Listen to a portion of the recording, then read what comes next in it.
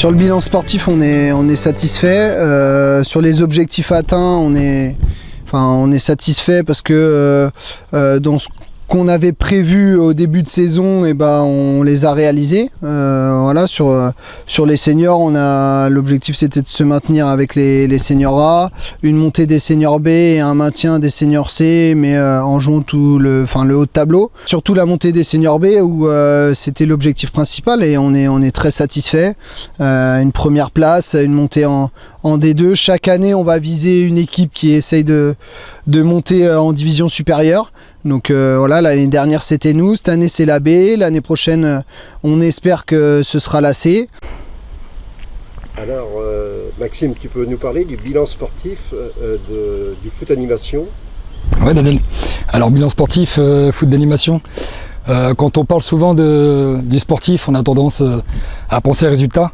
On voit souvent les éducateurs au bord des terrains qui sont vraiment axés que sur le résultat. Nous ici au FC Grandlieu, alors forcément on inculque à nos jeunes la notion de compétition. Quand on rentre sur le terrain, c'est pour gagner les matchs. Mais on va plus se concentrer sur le contenu. Quand je parle de contenu, c'est est-ce que les enfants sont capables de retranscrire tout ce qu'on travaille sur la séance d'entraînement et ce qu'ils sont capables de retranscrire sur le week-end. Donc à travers la planification qu'on a mis en place avec Anthony. Je vais prendre un exemple, si on est sur un thème offensif qu'on savait progresser, voilà, on va travailler la notion de relance courte à partir du gardien et puis on va travailler tout ce qui est circuit de passe, des schémas préférentiels, des connexions à 3-4 joueurs. En match, l'idée c'est si on gagne 5-0 et que finalement on a passé tout le match à mettre que du gelon, à balancer le ballon dans le camp adverse, forcément on va pas être en adéquation avec ce qu'on a vu sur la séance et sur la semaine d'entraînement. Donc voilà, je préfère perdre entre guillemets et par contre voir des enfants qui ont essayé d'appliquer et qui ont essayé de remettre en place tout ce qu'on a vu sur la semaine, voilà, sur les terrains de samedi. Anthony, tu nous parles du bilan de foot à 11. Oui, sur l'aspect on va dire footballistique terrain, encore très satisfaisant. Alors on n'avait pas d'équipe U15 cette année, ni U14, on est parti sur une équipe U17 et 2 équipes U18. On a fait du très bon travail avec des éducateurs qui ont été investis malgré une catégorie qui n'est pas facile. Forcément sur les U17 il y avait un niveau à atteindre, c'était le niveau régional, on n'avait jamais atteint ce niveau-là au club, donc c'était le dernier objectif qu'on s'était fixé quand je suis arrivé il y a 6 ans. Ça y est, on l'a atteint sur la phase 3 avec l'équipe U17 qui a fini deuxième de U17 R2, donc on va pouvoir postuler en U18 région l'année prochaine.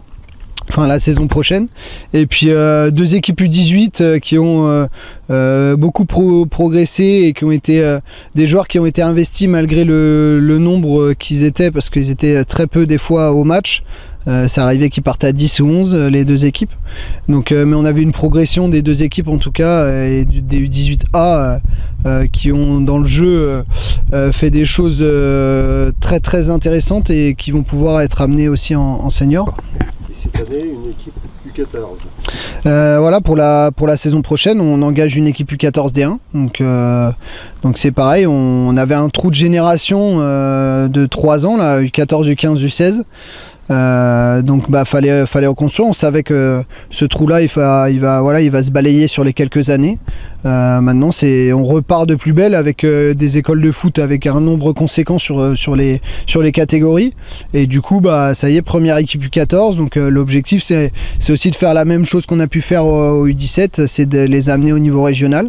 Donc voilà, puis surtout avoir du nombre pour faire des équipes B et des équipes C. Quelles actions vous avez menées là cette année avec le foot animation?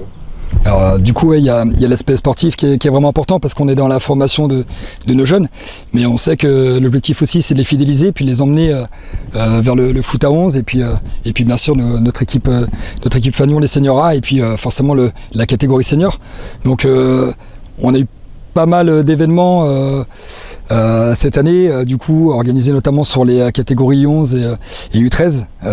Les 11, je sais qu'ils font un stage quasiment tous les ans, notamment au château de la Plain-Gauthière, donc le centre aéré qui est juste à côté. Ils se sont qualifiés pour le tournoi national de Boye, et quand on a vu tout l'engouement, l'ambiance qu'ont mis les parents à ce tournoi. Ils avaient préparé des banderoles, des tambours, il y avait des mégaphones, etc. Donc ça fait partie du sportif, mais ça c'est tout ce qui se passe autour, ça permet de fidéliser nos joueurs et puis ça permet aussi aux parents de se sentir bien dans le club. Donc ça vient d'eux parce que c'est eux qui ont organisé la chose, mais c'est vraiment important. Et puis concernant la catégorie U13, eux ça a été très très riche. On a fait tournoi national à La Rochelle. Ils ont participé à des matchs de volley. Voilà, on a eu des places par un des sponsors du club. Là, ils partent toute la semaine faire un stage à Paris, du coup, au programme visite de la capitale. Ils ont des matchs amicaux de prévus, visite du Parc des Princes, de la Tour Eiffel, de l'Arc de Triomphe, donc un programme hyper riche. Alors on tenait à remercier avec Anthony, alors pour ma part, les éducateurs de l'école de foot, donc tous les éducateurs bénévoles qui participent et qui contribuent forcément à tous les projets sportifs, associatifs, etc. Donc sans eux, on n'en serait pas là. Donc nous, en tant que salariés, on ne peut être que fiers des gens qui nous entourent.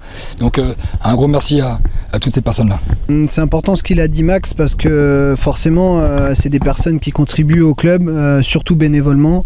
Comme il l'a dit, on est salariés nous, donc forcément c'est notre travail, mais eux ça ne l'est pas. Donc on essaie de fonctionner au mieux, pas comme une entreprise parce que c'est pas des salariés, mais en tout cas quand ils mettent l'investissement qu'ils peuvent avoir sur le terrain, nos éducateurs, l'écoute, essayer de se former pour que nos jeunes soient dans les meilleures conditions, on peut que les remercier.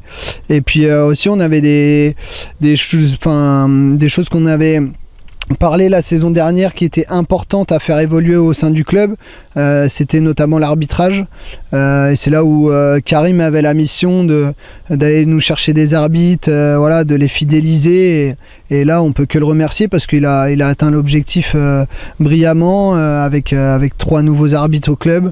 Donc forcément c'est une épine du pied qu'on s'enlève, et moi aussi forcément ça contribue sur les recrues en senior. Donc là je tenais personnellement à remercier Karim pour le travail qu'il a pu faire et l'investissement qu'il met. Et puis après forcément c'est tous ceux qui travaillent dans l'ombre, dans les réunions techniques, les bénévoles au bar, ils sont nombreux. Comme on l'a dit à l'Assemblée Générale, on a besoin de personnes, donc s'il y a d'autres personnes qui veulent s'investir, c'est avec grand plaisir. Mais en tout cas on remercie toutes ces personnes-là, et c'est eux qui permettent que le club reste aussi familial. Et puis grâce à eux, on peut continuer à travailler dans les bonnes conditions et dans les meilleures conditions. Donc voilà, un grand merci à tout le monde, et puis à toi Daniel aussi pour le travail que tu peux faire, et pour les vidéos que tu peux mettre en place, et les vidéos que tu mets en avant, et le club forcément sur tous nos réseaux sociaux et sur le site du club. Voilà.